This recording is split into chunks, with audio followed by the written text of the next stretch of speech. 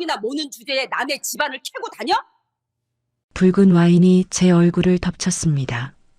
예비 사돈이라는 여자가 방금 저한테 와인을 끼얹은 겁니다. 트럭 운전사 주제에 어디서 행패냐고 소리를 지르면서요. 딸의 상견례 자리에서 저는 고물시계를 찬 가난한 노인 취급을 받았습니다. 하지만 그들은 몰랐습니다. 이 낡은 점퍼 안주머니에 든 전화기 하나로 수천억 원이 움직인다는 사실을요. 저는 얼굴에서 와인이 뚝뚝 떨어지는 채로 천천히 전화기를 꺼내 들었습니다. 사연 시작 전 구독과 좋아요를 눌러주시면 그곳에 축복이 가득하시기를 바라겠습니다. 제 이름은 강동석입니다. 올해 68살이 됐어요. 국내 최대 물류기업 대강로지스의 창업주이자 회장이죠. 하지만 저를 처음 보는 사람들은 10중 8구 그 사실을 모릅니다. 새벽마다 낡은 트럭을 몰고 물류센터를 누비는 제 모습을 보면 누구나 은퇴한 택배 기사쯤으로 생각하거든요. 저는 그게 좋습니다. 회장이라는 타이틀이 붙는 순간 사람들이 달라지니까요. 진짜 모습을 감추고 가짜 웃음을 보여주죠. 저는 그런 게 싫었습니다. 트럭 한 대로 시작해서 이 자리까지 올라온 사람인데 어찌 현장을 잊겠습니까? 새벽 4시에 눈이 떠졌습니다. 알람을 맞춰둔 적이 없는데 40년 넘게 몸에 박힌 습관이었죠. 침대에서 일어나 창밖을 바라보았습니다. 아직 해가 뜨려면 한참 멀었어요. 200평짜리 대저택 전체가 고요한 어둠에 잠겨 있었습니다. 이 넓은 집에 저 혼자 덩그러니 있으니 적막함이 온몸을 짓눌렀어요. 3년 전까지만 해도 이 시간에 아내가 부엌에서 부스럭거리는 소리가 들렸는데 말입니다. 맨발로 복도를 걸었습니다. 대리석 바닥이 차가웠어요. 발끝부터 한기가 올라왔지만 개의치 않았습니다. 거실 한쪽에 마련해둔 작은 제단 앞에 멈춰 섰습니다. 영정사진 속에서 아내가 여전히 따뜻하게 웃고 있었어요. 3년 전 폐암으로 떠난 제 평생 반려자였습니다. 사진을 볼 때마다 가슴 한구석이 뻐근하게 저려왔어요. 냉장고에서 생수병을 꺼내 작은 유리잔에 따랐습니다. 영정 앞에 물 한 잔을 올리고 두 손을 공손히 모았습니다. 여보, 오늘은 무릎이 좀 시리네요. 당신 없는 새벽은 3년이 지났는데도 아직 익숙해지질 않아. 입 밖으로 나온 말이 텅 빈 거실에 공허하게 울렸습니다.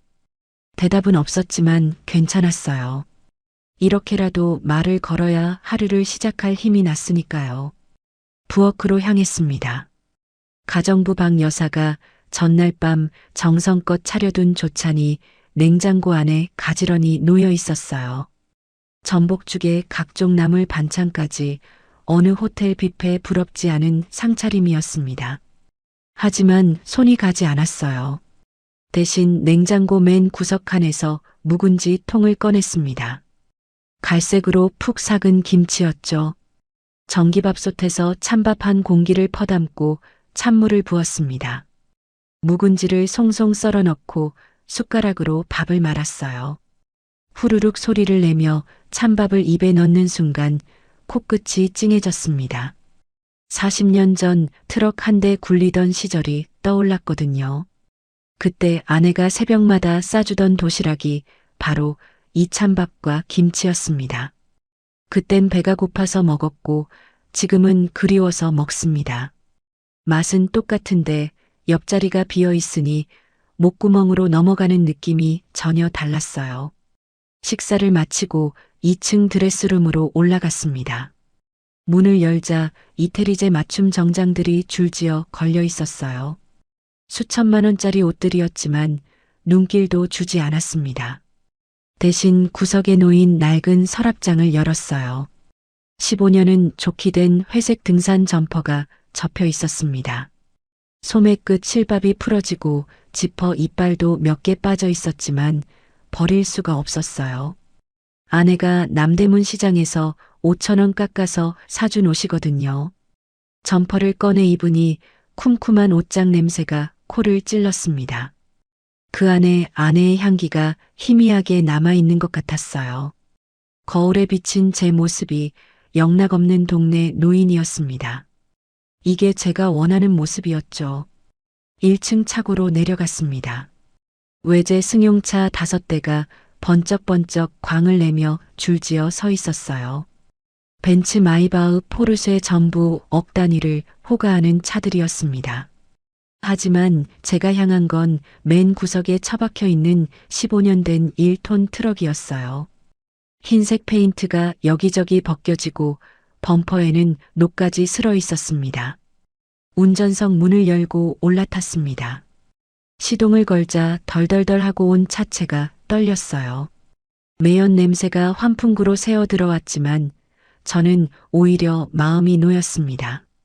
이 트럭이 저의 시작이었거든요. 40살에 처음 뽑았던 트럭과 같은 모델이에요. 그때 이 트럭 한 대로 김포공항 화물을 나르기 시작해서 지금의 대강로지스를 읽었습니다. 물류센터에 도착한 건 새벽 5시 반쯤이었습니다. 센터 입구에 젊은 경비원이 한 명 서 있었어요. 26쯤 되어 보이는 신입이었습니다. 제가 트럭을 몰고 들어서려 하자 그가 손을 번쩍 들어 막아섰어요. 어르신, 납품 차량은 뒤쪽 하역장으로 돌아가셔야 해요. 여기는 직원 전용 출입구입니다. 경비원의 목소리가 딱딱했습니다. 제 행색을 보니 그럴만도 했어요. 녹슨 트럭에 달아빠진 점퍼 차림이니 누가 봐도 영락없는 납품 기사였죠. 속으로 피식 웃음이 났지만 내색하지 않았습니다. 아, 그렇군. 고맙네, 젊은이. 고개를 끄덕이고 순순히 트럭을 돌렸습니다. 이런 일이 처음도 아니었어요. 오히려 이렇게 대접받을 때 마음이 편했습니다. 회장님, 회장님 하며 아부하는 임원들 사이에 있으면 숨이 막히거든요. 물류창고 안으로 들어서자 익숙한 소음이 귀를 채웠습니다. 지게차가 윙윙거리며 돌아가는 소리, 컨베이어 벨트가 덜커덩거리는 소리, 작업자들이 고함치는 소리가 한데 뒤섞여 있었어요. 저는 이 소리가 좋았습니다. 돈이 굴러가는 소리였고 사람들이 살아가는 소리였으니까요. 창고 안쪽 벽목 구간에서 팔레트가 엉켜 있는 게 눈에 들어왔습니다. 젊은 직원 서너시 끙끙대며 손으로 밀어보려 했지만 꼼짝도 하지 않았어요. 저는 망설임 없이 근처에 세워둔 빈 지게차로 다가갔습니다. 운전석에 올라타 레버를 당기자 기계가 부드럽게 움직였어요. 포크를 팔레트 밑으로 밀어넣고 살짝 들어 올려 옆으로 빼냈습니다. 40년 전 몸에 익힌 감각이 아직 살아 있었습니다. 야, 저 할아버지 운전 솜씨 봐. 프로 아냐? 뒤에서 수군대는 소리가 들렸습니다. 신경 쓰지 않고 팔레트를 계속 옮겼어요. 5분쯤 지나자 막혀있던 라인이 뚫렸습니다. 땀이 등줄기를 타고 주르륵 흘러내렸지만 기분은 상쾌했어요.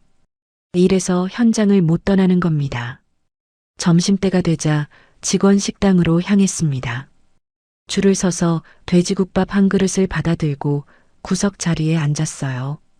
옆 테이블에서 26쯤 되어 보이는 젊은 직원 둘이 수다를 떨고 있었습니다. 우리 회장님 진짜 꼬장꼬장하시대. 회의 때 임원들 쪼는 거 보면 무섭다더라. 그 말에 국밥 국물이 코로 넘어갈 뻔했습니다. 헛기침을 하며 김치를 한 젓가락 집었어요. 그래도 나쁜 말만 하는 건 아니었습니다. 근데 명절 때 떡값은 두둑하게 준다며 복지는 좋대. 다행이었습니다. 적어도 뒤에서 욕먹을 짓은 안 하고 있었어요. 식사를 마치고 창고 뒤편 벤치에 앉아 담배 한 대를 피우고 있을 때였습니다.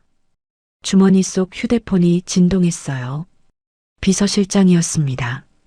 회장님, 해외 바이어가 본사에 도착했습니다. 즉시 와주셔야 할 것 같습니다. 한숨이 절로 나왔지만 어쩔 수 없었어요. 작업복 차림 그대로 트럭을 몰아 본사 건물로 향했습니다. 지하 주차장에 트럭을 세우고 임원 전용 엘리베이터에 올라탔어요. 거울에 비친 제 모습이 눈에 들어왔습니다. 명품 수트를 빳빳하게 차려입은 임원들 사이에서 저 혼자 흙 묻은 안전화를 신고 있었습니다. 가장 초라한 행색이었지만 눈빛만큼은 누구보다 또렷했어요. 회의실에 들어서자 외국인 바이어 넷이 일제히 제게 시선을 쏟았습니다. 당혹스러운 표정이 역력했어요. 통역사가 뭔가 설명하려는데 제가 먼저 손을 들어 제지했습니다. 계약서를 집어들고 서명란에 옥새를 찍었어요. 제 손에 아까 작업하며 묻은 흙이 아직 남아 있었습니다. 바이어 측 대표가 그걸 보더니 고개를 갸웃거렸어요. 이 손의 흙이 우리 회사의 신용 보증수표요. 통역사가 제 말을 영어로 전하자 바이어의 표정이 바뀌었습니다. 잠시 침묵이 흐르더니 그가 자리에서 벌떡 일어나 박수를 치기 시작했어요. 곧이어 회의실 전체가 박수 소리로 가득 찼습니다. 4천억 원짜리 계약이 성사되는 순간이었어요. 퇴근 무렵 집에 돌아왔을 때 대문 앞에 낯익은 차가 서 있었습니다. 딸 수진이의 차였어요. 현관문을 열고 들어서자 거실 소파에 앉아있던 수진이가 벌떡 일어섰습니다. 손에 붕어빵 봉지를 들고 있었어요. 아빠, 회사에서 오는 길에 샀어. 아빠 좋아하잖아. 수진이의 얼굴에 피곤함이 묻어 있었습니다. 32살 외동딸이에요. 대강로지스 전략기획팀 팀장으로 일하고 있죠. 물론 다른 직원들은 수진이가 회장 딸인 줄 모릅니다. 제가 일부러 그렇게 해뒀거든요. 실력으로 인정받게 하고 싶었어요. 소파에 나란히 앉아 붕어빵을 먹었습니다. 수진이가 습관처럼 꼬리 부분을 떼어 제게 건넸어요. 어릴 때부터 그랬습니다. 아빠는 꼬리가 바삭해서 좋다며 언제나 양보했죠. 그 작은 손길이 가슴을 따뜻하게 적셨습니다. 붕어빵을 반쯤 먹었을 때 수진이가 뜬금없이 입을 열었습니다. 아빠, 나 결혼하고 싶은 사람 있어.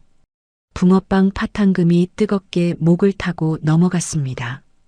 가슴이 철렁 내려앉는 느낌이었어요. 알고는 있었습니다. 요즘 누군가를 만나고 있다는 것쯤은요. 하지만 막상 결혼이라는 단어를 직접 들으니 마음이 복잡해졌습니다. 수진이가 핸드폰을 꺼내 사진 한 장을 보여주었습니다. 35쯤 되어 보이는 남자였어요. 단정하게 빗어넘긴 머리카락, 하얀 의사 가운을 입은 모습, 번지르르한 미소까지 흠잡을 데 없는 외모였습니다. 강남에서 성형외과를 한다고 했어요. 이름은 박민성이라고요. 그런데 이상했습니다. 사진을 보는 순간 뱃속에서 뭔가가 꿈틀거리는 느낌이 들었어요. 본능적인 거부감이랄까요? 40년 넘게 사람을 상대하며 사업을 해온 감이었습니다. 무언가 설명할 수 없는 찜찜함이 저를 불편하게 만들었어요. 이름이 뭐라고 했지? 박민성이요.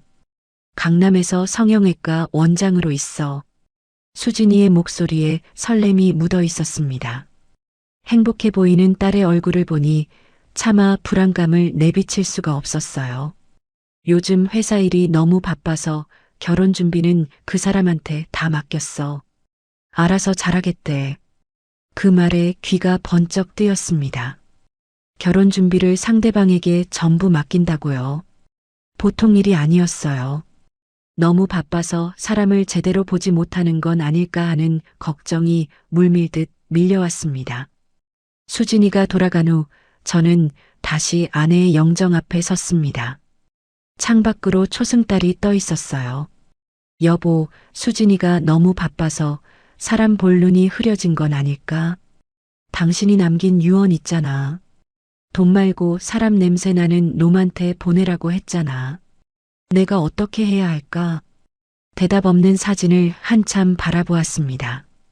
가슴이 무거웠어요.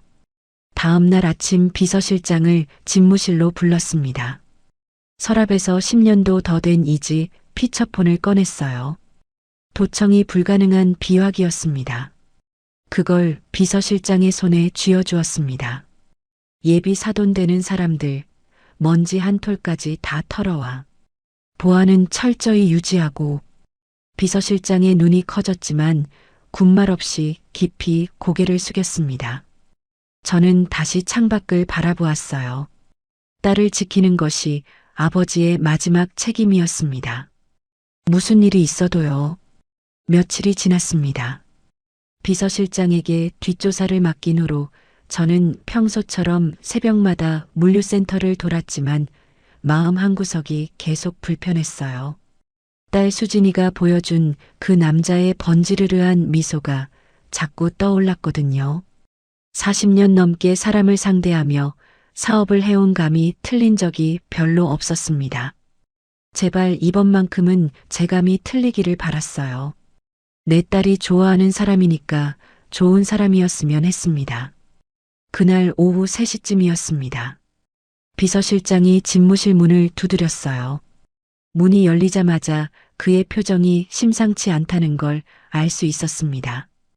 20년 넘게 저를 보좌해온 사람인데 평소에 감정을 잘 드러내지 않거든요. 그런 사람의 얼굴이 굳어 있었습니다. 손에는 두툼한 서류 봉투가 들려 있었어요. 회장님, 조사 결과 나왔습니다. 비서실장이 봉투를 책상 위에 조심스럽게 올려놓았습니다. 저는 잠시 그것을 바라보기만 했어요. 봉투가 무거워 보였습니다. 안에 뭐가 들었길래 저렇게 두툼한 걸까요? 열어보기가 두려웠습니다. 하지만 피할 수는 없었죠. 심호흡을 한 번 하고 봉투를 집어들었습니다. 첫 장에는 최미자라는 여자의 사진이 붙어 있었어요. 예비 사돈이 될 사람이었습니다. 62살 강남에서 로열 갤러리라는 화랑을 운영하고 있다고 적혀 있었어요. 사진 속 그녀는 화려한 보라색 정장을 입고 우아하게 미소 짓고 있었습니다. 목에는 굵은 진주 목걸이가 걸려 있었고 손목에는 번쩍이는 금시계가 채워져 있었어요. 명문대 미술학과 출신의 유명 갤러리 관장이라니 겉보기엔 흠잡을 데가 없었습니다. 그런데 다음 장을 넘기는 순간 눈앞이 캄캄해졌습니다. 빨간 줄이 여기저기 그어진 서류들이 쏟아져 나왔거든요. 학력 위조 의혹이라는 글자가 먼저 눈에 들어왔어요. 졸업 증명서를 대조해 보니 학번과 기록이 맞지 않는다는 내용이었습니다. 그 아래로는 더 충격적인 내용들이 이어졌어요. 갤러리 법인 카드로 개인 명품 쇼핑 3억 원어치, 직원 임금 3개월치 체불, 거래처 대금 6개월 연체. 한 장 한 장 넘길 때마다 속이 뒤틀렸습니다. 예비 사위 박민성의 자료는 더 심각했어요. 강남 성형외과 개원 비용 20억 전액 은행 대출, 의료사고, 무마 합의금 3억, 간호사들에게 상습 폭언 및 갑질, 익명 의료인 커뮤니티에 올라온 제보 글들의 캡처본이 빼곡했습니다. 한 간호사가 쓴 글이 특히 눈에 박혔어요. 박 원장한테 커피가 미지근하다고 얼굴에 뿌림 당했습니다. 병원 복도에서요. 다른 환자들 보는 앞에서요. 너무 창피해서 그 길로 퇴사했습니다. 읽는 것만으로도 손이 부들부들 떨렸습니다. 이런 인간이 내 딸의 남편이 된다고요. 하지만 가장 결정적인 건 마지막 장에 있었습니다. 최미자가 누군가와 통화한 내용을 녹취한 요약본이었어요. 상대방은 사채업자로 추정됐습니다. 통화 일시는 지난주 화요일 밤 11시. 저는 그 내용을 또박또박 읽어내려갔습니다. 걱정하지 마세요. 곧 물류 재벌집 외동딸이 우리 민성이랑 결혼해요. 그 애가 완전히 콩깍지가 씌어서 눈에 뭐가 보이지를 않아요.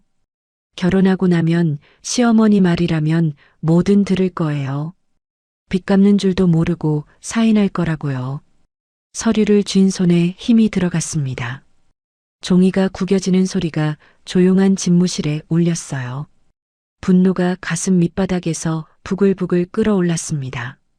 내 딸을 빚갚는 도구로 쓰겠다고요. 감히 누구 딸을요? 이를 악물었습니다. 어금니가 삐걱거리는 소리가 났어요. 그 순간 수진이의 얼굴이 떠올랐습니다. 며칠 전 저녁에 붕어빵 꼬리를 떼어주며 행복하게 웃던 모습이요. 아빠, 그 사람 진짜 착해. 나 믿어줘. 그 말이 귓가에 맴돌았습니다. 서류를 구기려던 손이 멈췄어요. 화를 낸다고 해결될 일이 아니었습니다. 당장 딸한테 달려가서 이 서류를 보여주고 싶었지만 그럴 수 없었어요. 사랑에 빠진 사람은 귀가 닫히는 법이니까요. 직접 눈으로 보여줘야 했습니다. 그 전에 제가 먼저 확인해야 했어요. 다음 날 아침 저는 옷장에서 가장 낡은 등산복을 꺼내 입었습니다. 색이 바랜 카키색 바지에 주머니가 여러 개 달린 조끼를 걸쳤어요. 모자까지 눌렀으니 거울 속 제 모습은 영락없는 동네 경로당 노인이었습니다. 강동석, 오늘은 탐정 노릇 좀 해야겠구나. 혼잣말을 하며 낡은 트럭 대신 지하철을 탔습니다. 트럭을 몰고 가면 혹시 누가 알아볼까 봐서였어요. 최미자가 운영한다는 로열 갤러리는 강남역 근처 고급 빌딩 1층에 있었습니다. 건물 외관부터 번지르르 했어요. 대리석으로 마감한 로비에 화려한 조명이 쏟아지고 있었습니다. 갤러리 통유리창 너머로 커다란 유화 작품들이 보였어요. 언뜻 보기에도 억 단위는 하겠다 싶은 그림들이었습니다. 입구에 다가서자 26쯤 되어 보이는 여직원이 저를 위아래로 훑어보았습니다. 등산복에 다른 운동화 차림을 보더니 그녀의 눈빛이 싸늘하게 식었어요. 어르신, 여기는 무료 전시관 아니에요. 커피숍은 2층이고요. 나가주시겠어요? 문전박대였습니다. 예상은 했지만 막상 당하니 기분이 묘했어요. 내가 지금 저 그림들 전부 사고도 남을 돈이 있는데 말이죠. 하지만 내색하지 않았습니다. 고개를 끄덕이며 순순히 물러났어요. 건물 옆 골목에 있는 작은 카페로 들어갔습니다. 창가 자리에 앉으니 갤러리 안이 훤히 들여다 보였어요. 아메리카노 한 잔을 시켜놓고 2시간쯤 지켜보았습니다. 그 사이에 놀라운 광경을 목격했어요. 최미자가 아까 저를 내쫓았던 그 여직원을 사무실로 불러들이더니 문을 닫았습니다. 유리병 너머로 그녀가 뭔가 소리를 버럭 지르는 게 보였어요. 얼굴이 불그락 변하더니 갑자기 여직원의 정강이를 세게 걷어찼습니다. 젊은 여직원이 비틀거리며 다리를 부여잡았어요. 아파서 쪼그리고 앉는 모습이 유리창 너머로 선명하게 보였습니다. 최미자는 그런 직원을 내려다보며 손가락질을 해대고 있었어요. 주먹이 저절로 쥐어졌습니다. 커피잔을 드는 손이 떨렸어요. 저런 인간이 내 딸의 시어머니가 된다고요. 속이 부글부글 끓어올랐지만 참았습니다. 아직 더 봐야 했어요. 오후 4시쯤 검은색 외제차 한 대가 갤러리 앞에 멈춰 섰습니다. 차에서 내린 사람은 박민성이었어요. 수진이가 보여준 사진 속 그 남자였습니다. 하얀 셔츠에 금태 안경, 단정하게 빗어넘긴 머리. 겉보기엔 젊고 성공한 의사였지만 제 눈에는 기름기가 좔좔 흐르는 미꾸라지처럼 보였어요. 박민성이 갤러리 안으로 들어가자 최미자가 화난 얼굴로 달려나왔습니다. 아까 직원한테 보여준 흉악한 모습은 온데간데 없었어요. 아들 뺨을 어루만지며 애지중지하는 표정이었습니다. 잠시 후 박민성이 고개를 숙이며 손을 내밀었어요. 최미자가 핸드백에서 카드 같은 걸 꺼내 아들 손에 쥐어주었습니다. 35 먹은 성인 남자가 엄마한테 용돈을 타가는 꼴이었죠. 잠시 후 박민성이 갤러리를 나와 건물 공용 화장실로 향했습니다. 저는 재빨리 자리에서 일어나 그 뒤를 따랐어요. 화장실 안으로 들어가 빈칸에 숨었습니다. 심장이 쿵쾅거렸어요. 68 먹은 노인이 화장실 칸에 숨어서 도청이라니. 스스로 생각해도 웃기는 꼴이었지만 달리 방법이 없었습니다. 곧이어 박민성이 들어왔습니다. 그가 세면대 앞에 서서 누군가에게 전화를 거는 소리가 들렸어요. 아, 형. 나 민성이. 그 여자 말이야, 수진이. 솔직히 얼굴은 그저 그런데 몸매는 괜찮아. 근데 일에 미쳐서 눈치가 없어. 대충 결혼하고 병원비 갚으면 이혼하든가 해야지. 장인어른? 모트럭 몬다며? 촌스러운 노인네 비위 맞추기 힘들겠네. 화장실 칸 문고리를 부서져라 움켜쥐었습니다. 손마디가 하얗게 질렸어요. 턱 근육이 경련하듯 떨렸습니다. 뒷목이 뻣뻣하게 굳어오면서 눈앞이 순간적으로 붉어지는 것 같았어요. 혈압이 치솟는 게 느껴졌습니다. 관자놀이가 지끈거렸어요. 당장 문을 박차고 나가서 그놈의 멱살을 잡고 싶었습니다. 하지만 이를 악물고 참았어요. 여기서 들키면 안 됐거든요. 박민성이 휘파람을 불며 나간 후에도 한참을 그 자리에 서 있었습니다. 다리에 힘이 풀려서 움직일 수가 없었어요. 분노와 서러움이 뒤섞여 눈시울이 뜨거워졌습니다. 내 딸이 저런 쓰레기한테 속고 있다니요. 집으로 돌아오는 지하철 안에서 수진이에게 전화를 걸었습니다. 수진아, 오늘 저녁 아빠랑 같이 먹자. 삼겹살 구워줄게. 아, 아빠. 미안해. 오늘 민성 씨랑 웨딩드레스 보러 가기로 했어. 다음에 꼭 먹자. 전화가 끊어진 후 한동안 멍하니 창밖만 바라보았습니다. 지하철이 어두운 터널을 달리고 있었어요. 그 어둠이 제 마음 같았습니다. 그날 밤 저는 아내의 영정 앞에 앉아 오래도록 생각했습니다. 그리고 결심했어요. 이번 주말 상견례에서 직접 판을 짜기로요. 다음 날 아침 비서실장을 불렀습니다. 상견례 장소는 우리 계열사 호텔 중식당으로 잡아. 예약은 내 이름 말고 가명으로 하고 직원들한테 단단히 일러둬. 내가 누군지 절대 티내지 말라고. 비서실장이 묵묵히 고개를 끄덕였습니다. 저는 거울 앞에 서서 제 얼굴을 찬찬히 들여다보았어요. 강동석, 이번엔 연기 좀 해야겠다. 아주 돈 없고 지질이 궁상맞은 시골 늙은이로 말이야. 딸을 지키기 위해서라면 뭐든 할 수 있었습니다. 복수가 아니었어요. 보호였습니다. 아내가 남긴 유언을 지키는 것이었어요. 영정 사진 속 아내에게 말했습니다. 여보, 나 잘하고 있는 거 맞지? 수진이 눈을 뜨게 해줘야 해. 그래야 저 못된 것들한테 안 당하잖아. 조금만 기다려. 내가 꼭 우리 딸 지켜줄게. 창밖으로 새벽빛이 밝아오고 있었습니다. 긴 하루가 될 것 같았어요. 상견례 당일이 밝았습니다. 새벽 4시에 눈이 떠졌지만 평소와는 기분이 달랐어요. 오늘은 전쟁터에 나가는 날이었거든요. 침대에서 일어나 창밖을 바라보았습니다. 아직 해가 뜨지 않아 사방이 어두웠어요. 가슴이 두근거렸습니다. 긴장되면서도 묘하게 비장한 기분이 들었어요. 거실로 내려가 아내의 영정 앞에 섰습니다. 물 한 잔을 올리고 두 손을 공손히 모았어요. 여보, 오늘이야. 당신이 남긴 유언 꼭 지킬게. 우리 수진이한테 사람 냄새 나는 사람 만나게 해줄게.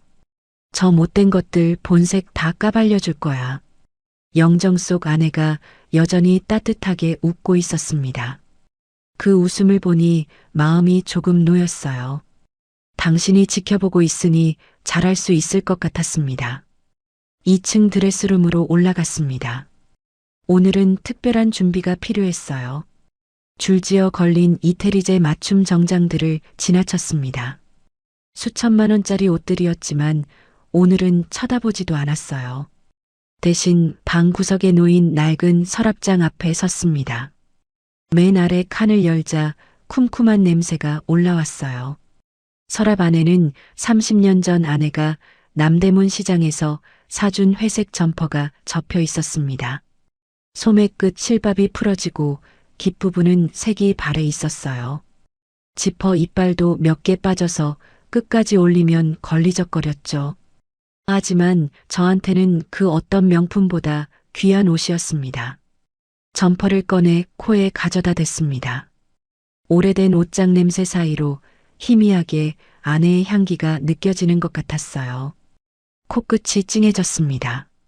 이 옷을 입으면 아내가 옆에 있는 것 같은 기분이 들었거든요. 점퍼를 입고 나서 금고 앞으로 갔습니다. 비밀번호를 누르자 철컥 소리와 함께 문이 열렸어요. 금고 안에는 현금 다발과 중요 서류들이 가득했지만 제가 찾는 건 맨 안쪽 서랍에 있었습니다. 작은 나무 상자를 꺼냈어요. 뚜껑을 열자 손목시계 하나가 들어 있었습니다. 시계를 꺼내 들고 찬찬히 살펴보았습니다. 본체는 스위스 장인이 만든 파텍 필립 한정판이었어요. 전 세계에 단 3개만 존재하는 수십억 원짜리 시계였죠. 그런데 시계줄이 문제였습니다. 원래 달려있던 악어 가죽줄은 어디 가고 너덜너덜한 싸구려 인조 가죽줄이 달려 있었거든요. 군데군데 갈라지고 색도 바래서 영락없는 고물 시계처럼 보였습니다. 25년 전 일이 떠올랐습니다. 해외 출장을 다녀왔는데 시계줄이 끊어져 있더라고요.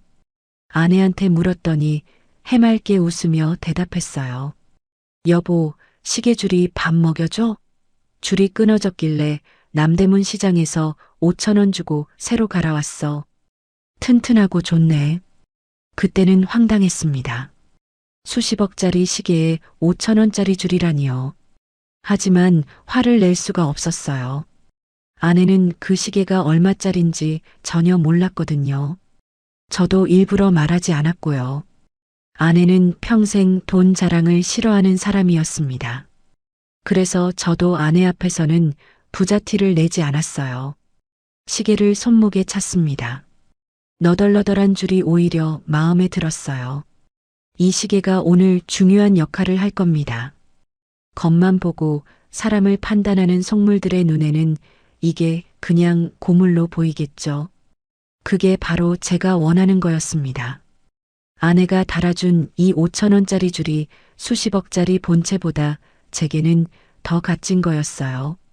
사람의 진짜 가치는 겉으로 보이는 게 아니니까요. 오늘 그걸 제대로 보여줄 겁니다. 옷을 다 갖춰 입고 거울 앞에 섰습니다. 색바랜 점퍼에 낡은 면바지, 10년은 신은 것 같은 등산화, 그리고 손목에는 너덜너덜한 시계. 거울 속 제 모습은 영락없는 시골에서 올라온 가난한 노인이었어요. 완벽했습니다. 아침 8시쯤 수진이한테서 전화가 왔습니다. 아빠, 오늘 상견례 12시지? 내가 차 보낼까? 아니면 같이 갈까? 아니다. 아빠 혼자 갈게. 너는 먼저 가 있어. 아빠, 근데 옷은 좀 차려입고 오는 거지? 그래도 상견례인데. 수진이의 목소리에 걱정이 묻어 있었습니다. 저는 피식 웃으며 대답했어요. 걱정 마라. 사람이 명품이면 껍데기는 상관없다. 전화를 끊고 대문을 나섰습니다. 기사도 수행비서도 다 물렸어요. 오늘은 혼자 가야 했습니다. 대문 앞 경비원이 저를 보더니 깜짝 놀란 표정을 지었어요. 회장님, 어디 가십니까? 차 준비할까요? 아니야, 오늘은 걸어갈 거야. 신경 쓰지 마. 동네 골목길을 걸어 버스 정류장으로 향했습니다. 평소에 이 길을 걸을 일이 없었어요.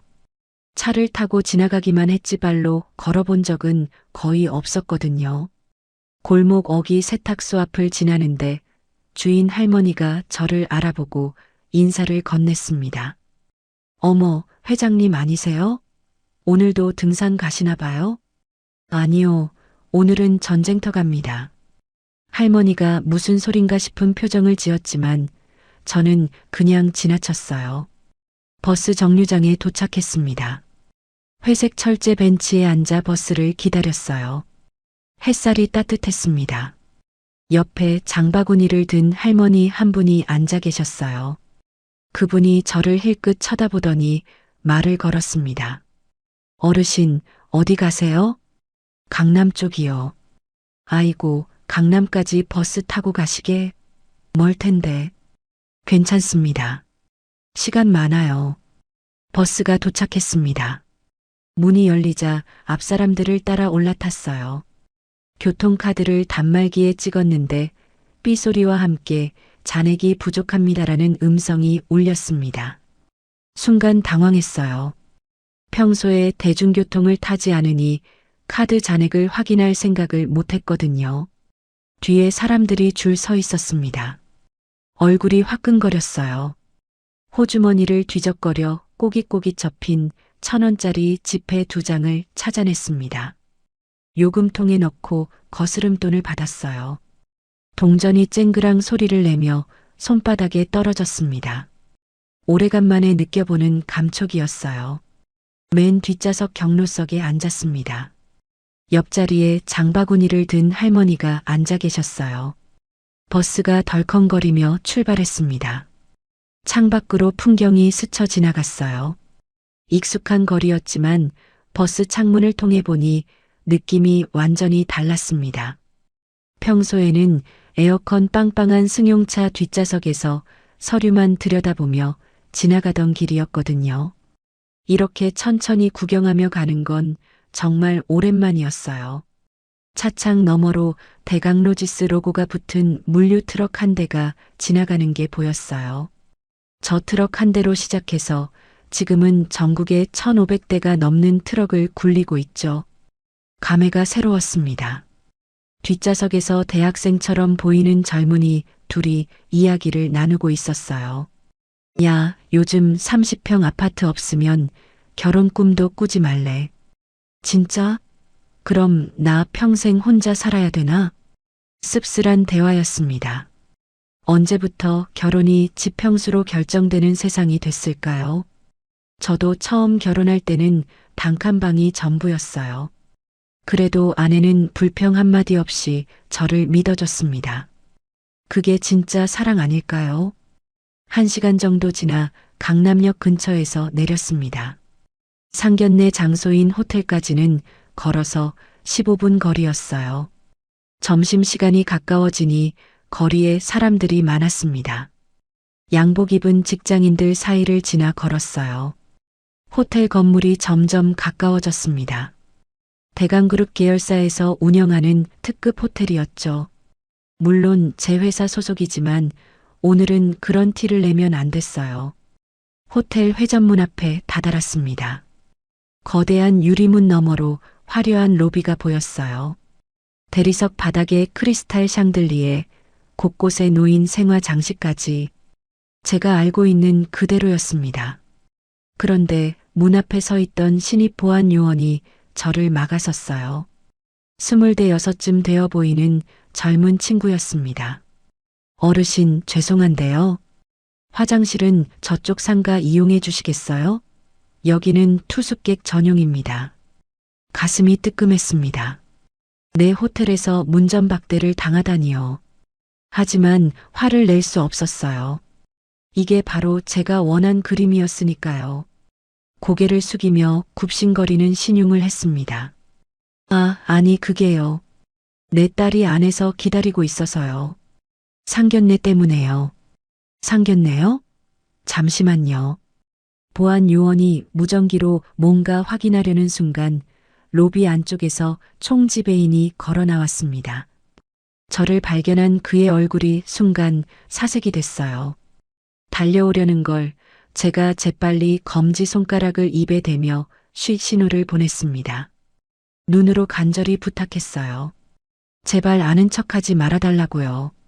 눈치 빠른 총지배인이 멈칫하더니 태연한 표정으로 보안 요원에게 말했습니다. 어르신 들여보내드려. 중식당 예약 손님이시야. 보안 요원이 어리둥절한 표정으로 비켜섰습니다. 저는 고개를 숙이며 쪼르르 안으로 들어갔어요. 연기가 제법 그럴듯했죠. 로비를 가로질러 중식당 금룡 앞에 도착했습니다. 입구에서 수진이가 초조한 표정으로 서성거리고 있었어요. 저를 발견하자 달려와서 팔짱을 꼈습니다. 아빠, 왜 이렇게 늦어? 걱정했잖아. 버스가 좀 밀려서. 수진이가 제 옷차림을 위아래로 훑어보더니 한숨을 쉬었어요. 아빠, 그래도 상견례인데 너무 편하게 입은 거 아니야? 저쪽 어머니가 뭐라고 하실지 모르겠다. 괜찮아. 겉이 중요한 게 아니야. 수진이의 손을 잡았습니다. 손이 차가웠어요. 긴장하고 있다는 뜻이었죠. 저는 딸의 눈을 똑바로 바라보며 나지막이 말했습니다. 수진아, 아빠 믿지? 응, 믿어. 오늘 아빠가 무슨 짓을 해도 넌 당당해야 한다. 절대 주눅 들지 마. 알겠지? 수진이가 고개를 갸웃거렸지만 더 묻지 않았습니다. 딸의 손을 한번 꼭 쥐어주었어요. 괜찮다는 신호였습니다. 저는 깊게 숨을 들이쉬고 중식당 문고리를 잡았어요. 차가운 금속 촉감이 손바닥에 전해졌습니다. 문을 열면 전쟁이 시작될 겁니다. 마음을 단단히 먹었습니다. 아내가 지켜보고 있다고 생각하니 용기가 났어요. 자, 들어가자. 중식당 문을 열고 안으로 들어섰습니다. 고급스러운 인테리어가 눈에 들어왔어요. 붉은 비단 벽지에 금색용 문양이 새겨져 있었고 천장에는 화려한 등이 매달려 있었습니다. 예약된 룸은 복도 끝에 있었어요. 금룡이라는 이름에 걸맞게 문짝에 용 문양이 새겨져 있었습니다. 룸문을 여는 순간 차가운 공기가 얼굴을 스쳤어요. 에어컨 때문만은 아니었습니다. 방 안에서 풍기는 분위기 자체가 싸늘했거든요. 최미자와 박민성이 상석에 나란히 앉아 있었습니다. 최미자는 보라색 실크 정장을 입고 있었어요. 목에는 굵은 진주 목걸이가 걸려 있었고 손가락마다 반지가 번쩍거렸습니다. 화장을 진하게 해서 나이보다 젊어 보이려고 애쓴 흔적이 역력했어요. 우리가 들어왔는데도 일어나지 않았습니다. 최미자는 스마트폰 화면만 들여다보고 있었고 박민성은 창밖을 멍하니 바라보고 있었어요. 마치 우리가 투명 인간인 것처럼 행동하더군요. 제가 먼저 고개를 숙였습니다. 반갑습니다. 수진이 아버지 되는 사람입니다. 최미자가 그제야 고개를 들었어요. 저를 위아래로 훑어보는 눈빛이 차가웠습니다. 색바랜 점퍼, 낡은 면바지, 해진 등산화. 그녀의 시선이 제 행색을 훑고 지나갈 때마다 가슴이 따끔거렸어요. 하지만 예상했던 일이었습니다. 이런 반응을 보려고 일부러 이렇게 입고 온 거니까요. 네, 앉으세요. 최미자가 턱으로 맞은편 자리를 가리켰습니다. 반말이었어요. 처음 보는 사돈 어른한테 반말이라니. 속이 부글거렸지만 꾹 참았습니다. 오늘은 참아야 하는 날이었어요. 수진이와 나란히 자리에 앉았습니다. 박민성이 마지못해 일어나더니 손을 내밀었어요. 아버님, 처음 뵙겠습니다. 박민성입니다. 악수를 했습니다. 그런데 제 손을 잡자마자 박민성의 표정이 일그러졌어요. 제 손바닥에 굳은 살이 박혀 있었거든요. 40년 넘게 트럭 핸들과 화물 상자를 만지며 생긴 훈장 같은 것이었죠. 박민성은 악수를 후다닥 끝내더니 테이블 위에 놓인 물티슈를 꺼내 손을 벅벅 닦았습니다. 눈앞에서요. 대놓고요. 얼굴이 화끈거렸습니다. 수진이가 옆에서 입술을 깨물고 있는 게 느껴졌어요. 미안한 마음이 들었지만 내색하지 않았습니다. 최미자가 코앞에서 손부채질을 시작했습니다. 과장되게 얼굴 앞에서 손을 흔들더니 눈살을 찌푸렸어요. 어머, 어디서 쿰쿰한 냄새가 나네. 아, 아버님 오셨구나. 밖에서 운동하다 오셨어요? 땀 냄새가 좀 나는 것 같은데. 심장이 쿵 내려앉았습니다. 물론 일부러 물류창고에 들렀다 온 거였어요. 하지만 이렇게 대놓고 말할 줄은 몰랐습니다. 면전에서 냄새가 난다니요. 최미자의 입꼬리가 살짝 올라가 있었어요. 비웃고 있는 거였습니다. 오시는 길에 차가 많이 막혔나요? 발렛 맡기셨죠? 최미자가 능청스럽게 물었습니다. 저는 고개를 살짝 숙이며 대답했어요. 아, 버스 타고 왔습니다. 기름값도 아끼고 환경도 생각하고요. 3초쯤 정적이 흘렀습니다. 최미자의 눈이 휘둥그레졌어요. 박민성은 헛웃음을 터뜨렸고요. 마치 말도 안 되는 소리를 들었다는 표정이었습니다. 최미자가 아들에게 들으라는 듯 큰 소리로 말했어요. 예, 너는 장인어른 되실 분한테 택시비라도 좀 붙여드리지 그랬니? 사돈댁 형편을 내가 너무 몰랐네. 가슴이 쿵쾅거렸습니다. 형편이라니요. 저를 가난뱅이로 본다는 뜻이었어요. 물론 그게 제가 의도한 그림이긴 했지만 막상 당하니 자존심이 상했습니다. 68회를 살면서 이런 수모는 처음이었거든요. 수진이의 얼굴이 붉어졌습니다. 분노로 목 근육이 굳어 있는 게 보였어요. 참지 못하고 입을 열려는 게 느껴졌습니다. 어머님, 저희 아빠는 검소하셔서 그래요. 원래 대중교통 좋아하시고. 저는 재빨리 식탁 아래로 손을 뻗어 수진이의 무릎을 툭 쳤습니다. 참으라는 신호였어요. 수진이가 말을 멈추고 입을 다물었습니다. 지금 반박하면 안 됐어요. 저들이 아직 본색을 다 드러내지 않았으니까요. 조금만 더 참으면 꼬리를 잡을 수 있을 겁니다.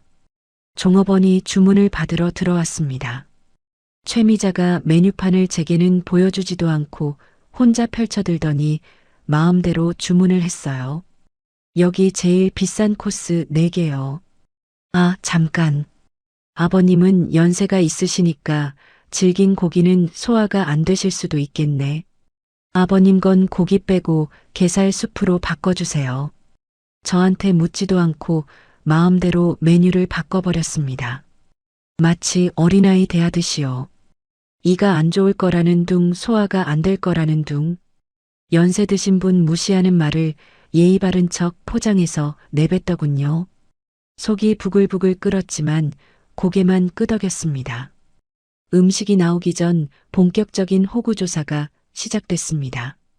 최미자가 팔짱을 끼더니 저를 쏘아보았어요. 아버님, 뭐 하시는 분이세요? 사업하신다고 들었는데 명함은 없으세요? 요즘은 구멍가게 해도 사장님 소리 듣긴 하더라고요.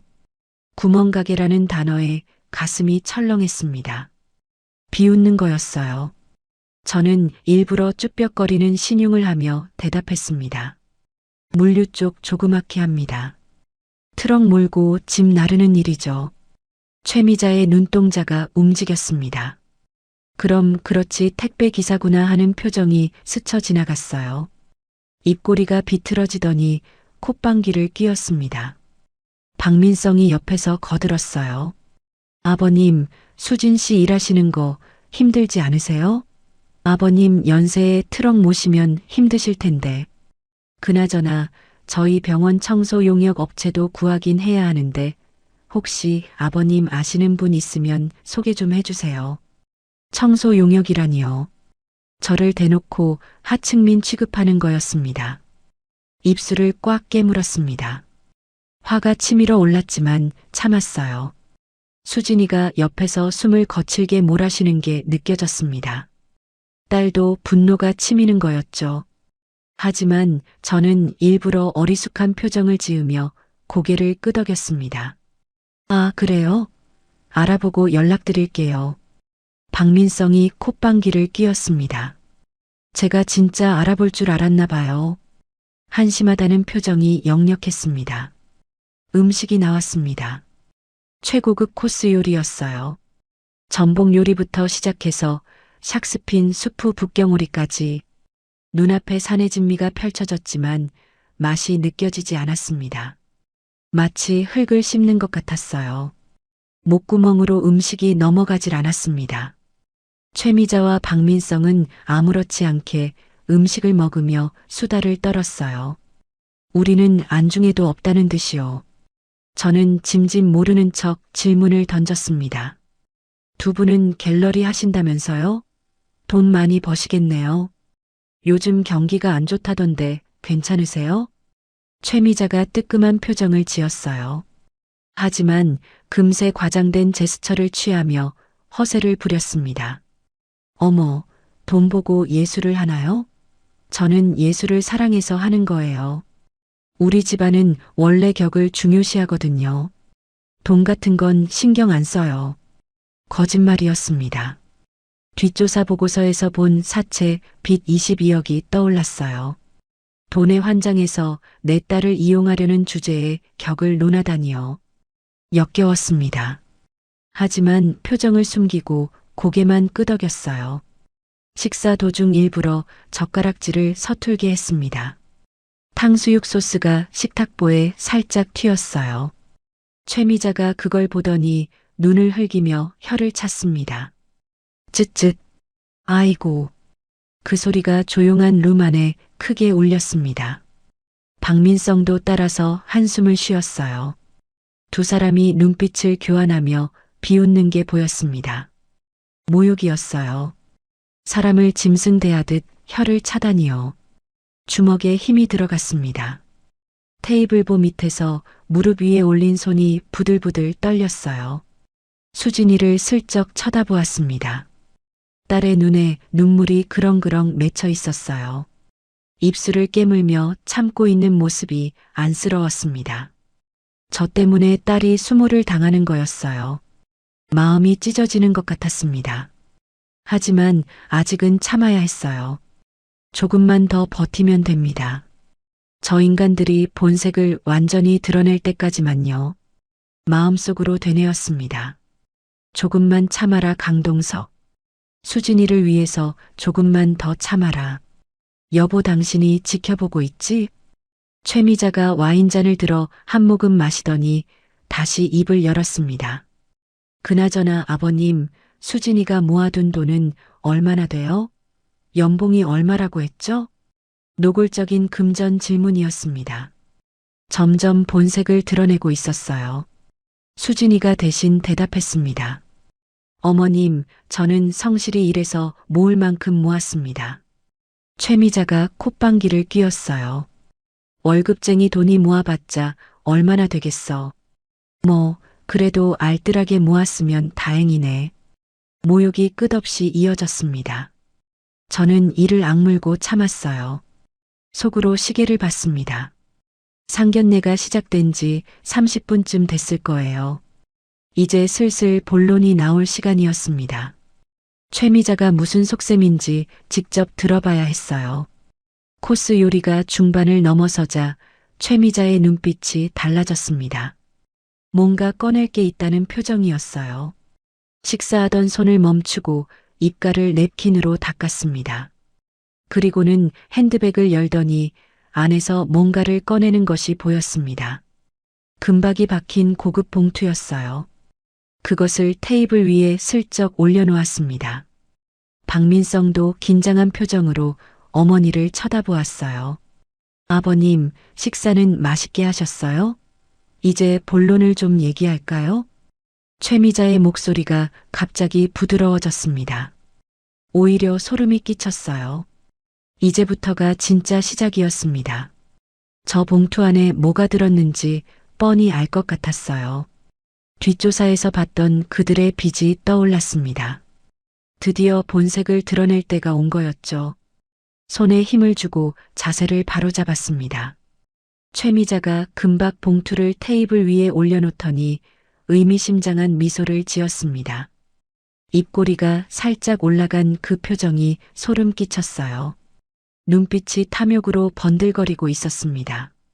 드디어 본색을 드러낼 모양이었습니다. 저는 자세를 고쳐 앉고 그녀의 다음 말을 기다렸어요. 아버님, 우리 민성이가 의사잖아요. 의사 만드는데 돈이 얼마나 드는지 아세요?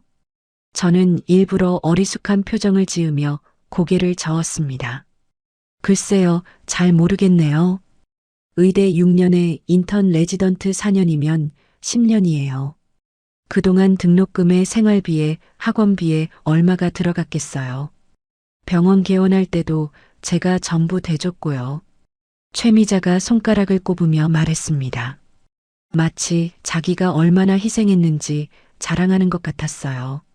저는 속으로 코웃음을 쳤습니다. 뒷조사 보고서에서 봤거든요. 병원 개원 비용 20억은 전부 은행 대출이었습니다. 그때 최미자의 시선이 제 손목에 멈췄습니다. 물을 마시려고 소매를 걷어올린 순간이었어요. 너덜너덜한 가죽줄이 달린 시계가 드러난 거였습니다. 최미자의 눈이 커지더니 입꼬리가 비틀어졌습니다. 마치 더러운 것을 본 것처럼 얼굴을 찡그렸어요. 어머 아버님, 그 손목에 차고 계신 게 시계예요? 심장이 쿵 내려앉았습니다. 드디어 올 게 왔구나 싶었어요. 이 시계 때문에 어떤 말을 들을지 예상하고 있었지만 막상 순간이 오니 긴장됐습니다. 네, 시계입니다. 아이고 세상에. 그게 시계라고요? 가죽이 다 사갔네, 사갔어. 6.25대 쓰던 거 아니에요? 하하. 최미자가 크게 웃음을 터뜨렸습니다. 박민성도 따라 웃었어요. 룸 안에 그들의 웃음소리가 울렸습니다. 비웃음이었어요. 조롱이었습니다. 손목의 시계가 무겁게 느껴졌습니다. 아내가 달아준 5,000원짜리 줄이었거든요. 박민성이 거들었습니다. 아버님, 요즘 스마트워치 싼 거 많은데 하나 사드릴까요? 그거 차고 다니시면 피부병 생겨요. 위생상 안 좋습니다. 의사라는 사람이 시계줄 때문에 피부병이 생긴다고요. 말도 안 되는 소리였어요. 하지만 저는 꾹 참고 시계를 소중히 어루만지며 대답했습니다. 이거 죽은 집사람이 남대문 시장에서 줄을 갈아준 겁니다. 저한텐 보물이에요. 최미자의 표정이 굳어졌습니다. 잠시 뜸을 들이더니 정색을 하고 말했어요. 아버님, 죽은 사람은 죽은 거고 산 사람은 체면을 챙겨야죠. 내 아들 장인어른이 그런 고물을 차고 다니면 우리 민성이 얼굴에 똥칠하는 거예요. 창피해서 사람들한테 소개도 못하겠네. 가슴이 철렁했습니다. 죽은 아내를 모욕하는 거였어요. 3년 전 세상을 떠난 제 반려자를 그냥 죽은 사람이라고 치부해버리다니요. 이가 갈렸습니다. 주먹에 힘이 들어갔어요. 참다 못한 수진이가 입을 열었습니다. 어머님 말씀이 너무하시네요. 그건 저희 엄마 유품이에요. 최미자가 수진이를 쏘아보았습니다. 눈빛이 날카로웠어요. 어른이 얘기하면 듣기만 해. 너도 그래. 아비 없는 자식 소리 안 들으려면 배워야 한다고. 가정교육이 이래서 중요한 거야. 아비 없는 자식이라니요. 고인이 된 아내를 모독하고 이제는 딸까지 모욕하는 거였습니다. 속에서 불이 났어요. 식도가 타들어가는 것 같았습니다. 뜨거운 덩어리가 가슴에서 목구멍까지 치밀어 올랐어요. 테이블보 밑에서 허벅지를 꼬집었습니다. 아프지만 참아야 했어요. 여기서 폭발하면 안 됐거든요. 최미자가 제 손목의 시계를 뺏듯이 가져갔습니다. 손목을 거칠게 잡아 끌더니 시계를 풀어버렸어요. 저항하지 않았습니다. 일부러 순순히 내어주었어요. 최미자가 시계를 들고 이리저리 돌려보았습니다. 코를 킁킁거리며 냄새까지 맡더군요. 역겨운 표정을 지었습니다. 아무리 봐도 고물이네. 시장에서 1,000원이면 살 것 같은데. 이런 건 줘도 안 가져요. 냄새나게. 그러더니 시계를 테이블 위에 툭 던져버렸습니다. 시계가 접시에 부딪혀 챙하고 날카로운 소리를 냈어요. 심장이 덜컥 내려앉았습니다. 아내의 손때가 묻은 시계였거든요. 30년 전 아내가 직접 줄을 갈아 끼워준 시계요. 급히 시계를 집어들고 유리면을 확인했습니다. 다행히 금이 가지는 않았어요. 하지만 가슴은 이미 산산이 찢어지고 있었습니다. 손가락이 떨렸어요. 최미자가 화제를 돌렸습니다. 본론으로 들어가려는 거였어요. 그건 그렇고 수진이 연봉이 얼마나 돼요? 모아둔 돈은 있고? 노골적인 금전 질문이었습니다. 수진이가 당당하게 대답했어요. 저는 성실히 일해서 모을 만큼 모았습니다. 어머님이 걱정하실 정도는 아니에요. 최미자가 콧방귀를 뀌었습니다. 월급쟁이 돈이 모아봤자 얼마나 되겠어. 요즘 집값이 얼마인데. 박민성이 옆에서 끼어들었어요. 수진 씨, 우리 엄마가 아기가 있어서 그러는 게 아니라 현실적인 조언을 해주시는 거야.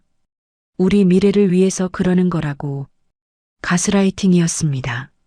모욕을 조언이라고 포장하고 있었어요.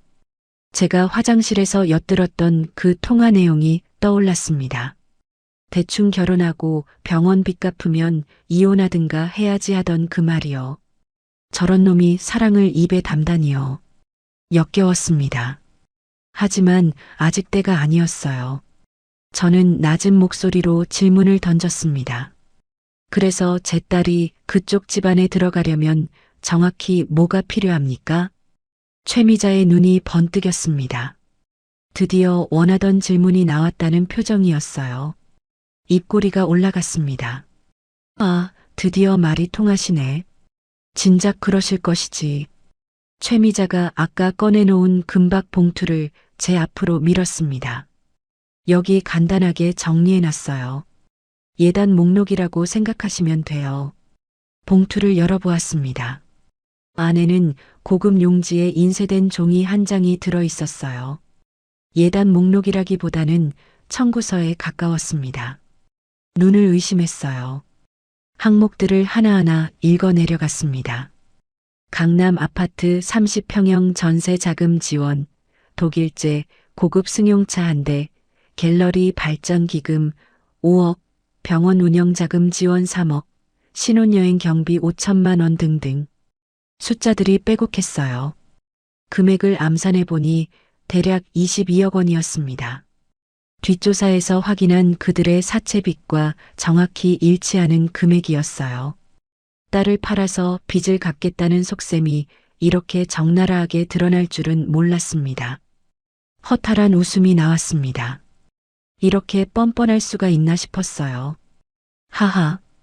웃음을 멈출 수가 없었습니다. 어이가 없어서 나오는 웃음이었어요. 최미자의 표정이 굳어졌어요. 왜 웃으세요? 우리 민성이 같은 의사 사위 얻으려면 이 정도는 기본 예의예요. 다른 집은 줄 서서 한다고요. 기본 예의요. 저는 목록을 다시 한번 들여다보았습니다. 갤러리 발전 기금 5억이라는 항목이 눈에 들어왔어요. 발전 기금이 아니라 사채 빚 갚을 돈이었죠. 박민성이 옆에서 비굴한 표정으로 거들었습니다. 아버님, 제가 수진 씨를 정말 사랑하는데요. 결혼은 현실이잖아요. 저희 어머니 갤러리 사정도 좀 봐주시고요. 저희 미래를 위한 투자라고 생각해 주시면. 수진이가 그 목록을 빼앗아 들고 내용을 확인했습니다. 읽어 내려가는 수진이의 눈이 점점 커졌어요. 손이 부들부들 떨리기 시작했습니다. 얼굴이 창백해졌어요. 민성 씨, 이게 뭐야? 갤러리 발전 기금? 병원 운영 자금? 이거 전부 너네 엄마 빚 갚으라는 거잖아. 나한테 이런 걸 요구할 거였어?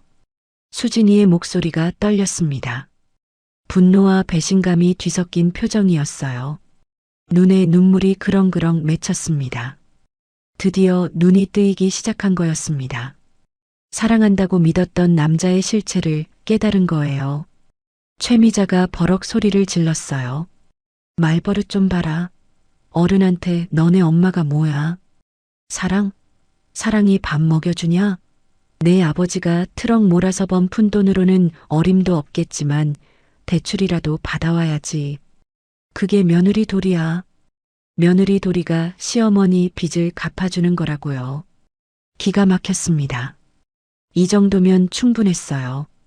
더 이상 참을 필요가 없었습니다. 저는 차분하게 입을 열었습니다. 자네 갤러리 사채 빚이 정확히 22억이지? 그거 막으려고 내 딸을 파는 건가? 최미자의 얼굴이 사색이 됐습니다. 동공이 흔들렸어요. 자신의 비밀을 들킨 거였죠. 뭐라고요? 아니, 남의 뒷조사를 했어요? 천박하게. 어디서 헛소문을 듣고 와서 행패야. 목소리가 갈라졌습니다. 당황한 거였어요. 하지만 곧 적반하장으로 나왔습니다. 테이블을 탕탕 치며 소리를 질렀어요. 룸 밖에서 직원들이 웅성거리는 소리가 들렸습니다. 수진이가 자리에서 벌떡 일어났습니다. 의자가 뒤로 밀리며 끼익 소리를 냈어요. 아빠 가자. 나 이 결혼 안 해. 이런 사람들인 줄 몰랐어. 딸의 눈에서 눈물이 흘러내렸습니다. 배신감에 찬 눈물이었어요. 가슴이 아팠습니다. 하지만 동시에 안도감도 들었어요. 드디어 눈을 뜬 거였거든요.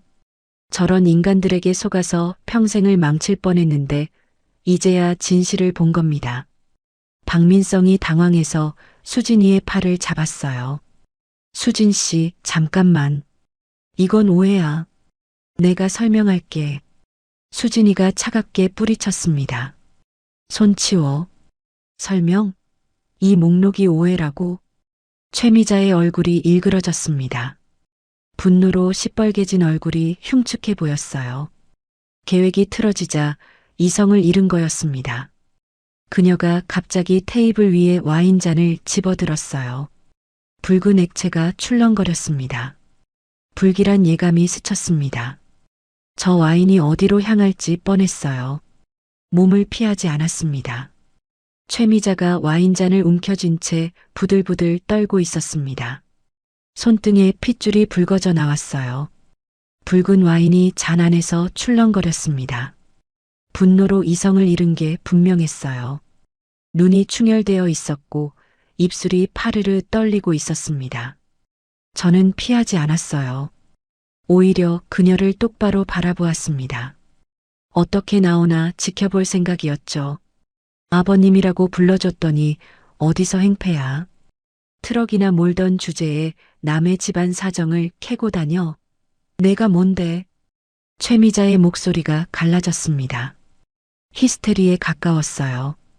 계획이 완전히 틀어지자 감정 조절이 안 되는 모양이었습니다. 박민성이 옆에서 안절부절 못하고 있었어요. 어머니를 말리지도 못하고 그렇다고 수진이 편을 들지도 못하는 찌질한 모습이었습니다. 35 먹은 남자가 엄마 눈치만 보고 있었어요. 엄마, 일단 진정해. 사람들이 듣겠어. 닥쳐. 내가 뭘 알아. 내가 평생 빚에 쪼들리며 너 키웠는데 이게 뭐 하는 짓이야. 최미자가 아들에게까지 소리를 질렀습니다. 박민성이 움찔하며 뒤로 물러났어요. 마마보이의 한계가 여실히 드러나는 순간이었습니다. 저런 남자가 내 딸의 남편이 될 뻔했다니 소름이 끼쳤어요. 수진이가 차갑게 말했습니다. 민성 씨, 넌 이제 아무 말도 하지 마. 지금까지 나한테 한 말 다 거짓말이었잖아.